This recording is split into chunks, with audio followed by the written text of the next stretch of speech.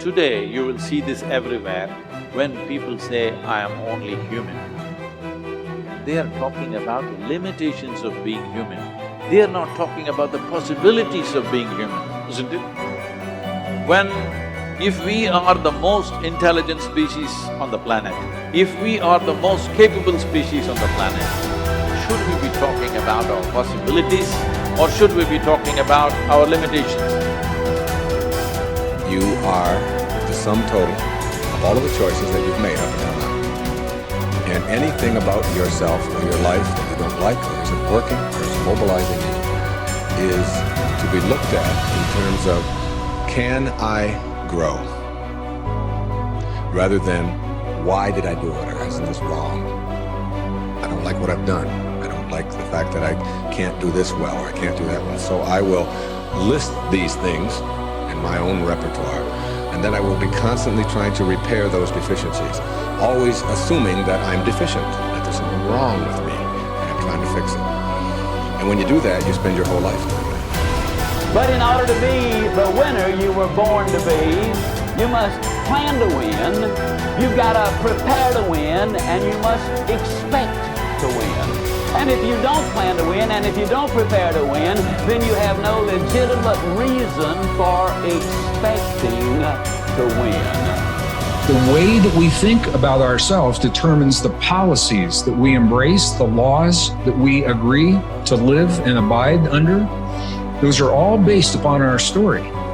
So all of a sudden you see the battle for our story is front and center. I mean, what could be more important than that right now? So when we talk about that battle, there's a battle for who we are and the way that we think about ourselves.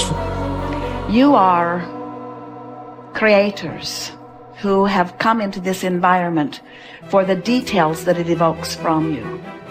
But you are God force who insists upon alignment with the energy of your source. And it is our knowing that as you move forward from this day, never again will you feel negative emotion without blessing the importance of it. Because in the negative emotion is the indication that you are setting forth for this universe expansion. And instead of feeling a continuing of negative emotion, you're going to flip. You're going to take the bounce. You're going to feel the solution that your problem has pointed. So then as you begin to think about a new possibility, and your brain begins to fire in new sequences and new patterns and new combinations, and you begin to plan your behaviors, and you begin to review in your mind, mentally rehearse who you're going to be in your life. The mere action of mental rehearsal begins to install the neurological circuits in your brain. Now your brain is no longer a record of the past. Now it's in fact a map to the future. And if you were then to begin to emotionally embrace your future before it's made manifest, in other words, you're not waiting for your healing to feel wholeness. You're not waiting for your new relationship to feel love. You're not waiting for the mystical moment to feel awe. You're not waiting for your success to feel empowered. That's the old model of reality, of cause and effect. Many of you, as I have been, as I am, are where you are in your life based upon what you believe. And it's not just what you think you believe on the surface, it's also your shadow beliefs that are holding you back from moving into the life that you believe you deserve. What I know is if you're not looking at the shadows, if you're not looking at what is subconsciously running through the tape in your mind, telling yourself you're not good enough, you're not worthy enough, you're not smart enough, you're not enough, which is a tape that's playing for a lot of people. If you're not conscious of that, then you end up acting out of that belief system and not out of what you know to be the truest or want to be the truest for yourself. How do you alter your mindset? The only path is through new awareness. You can receive advice all day long. Many people do. They love being told what to do. They're hooked on new books, new ideas, new lists. They learn and learn and learn in all directions except the one that matters most. Learning about themselves. There is no getting around this. It's hard to sustain new happiness without new awareness. You can go for the run, you can have the hard conversation, you can eat better food, you can wake up early, read at night, you can do it all. But does it make you happier? Deep down, long term, that's the metric. If it does, if you're happier, it's because you realize something new about yourself. The change was you. You recognized why your new habits shifted your outlook. It was about challenging your old mindset. We started with this idea that now was the time. It was the time to do more, to do better, to create the change and go for it, do it. If now is the time for change, make the change, but recognize what you are truly seeking. That your body may transform, your habits may improve, you may learn new ideas, but where did the change start? What was behind it all? It's always your mindset. To control where awareness goes, we're controlling where energy is flowing. And if we're controlling where energy is flowing, we're controlling what's manifesting in our life. And this is a great secret to learn. This is something that I've learned in the monastery. My guru shared with me that's really changed my life. Because I've realized that all I need to do is control where my awareness goes. And if I can control where my awareness goes, I can control where my energy is flowing. And if I can control where my energy is flowing, I can control what is manifesting in my life.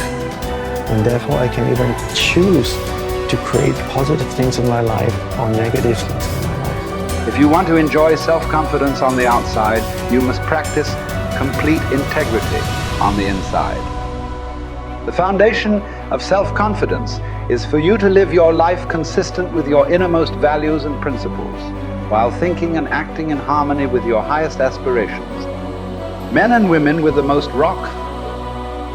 solid self-confidence are those who are absolutely clear about what it is they believe to be right and good and worthwhile, and who live their lives consistent with these values. Everything they do or say is an expression of their innermost convictions.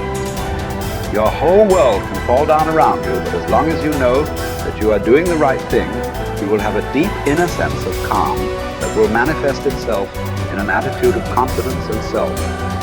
In an attitude of confidence and self-assurance in any situation. You will have many ups and downs in life. But what is most important is that you remain true to yourself. Your true values are only expressed in your actions, in what you do. You can tell what you truly believe by observing what you do in any situation in which you have to make a choice, especially when you are under stress and pulled in two directions at once, with opposing demands or responsibilities. This is when your true values are revealed. The action that you take in any given situation will tell you which of your values is uppermost or whether you have any values at all. It is not what you say, hope, wish, or intend, but only what you do that counts. Your choices of the actions you take tell you unerringly who you really are.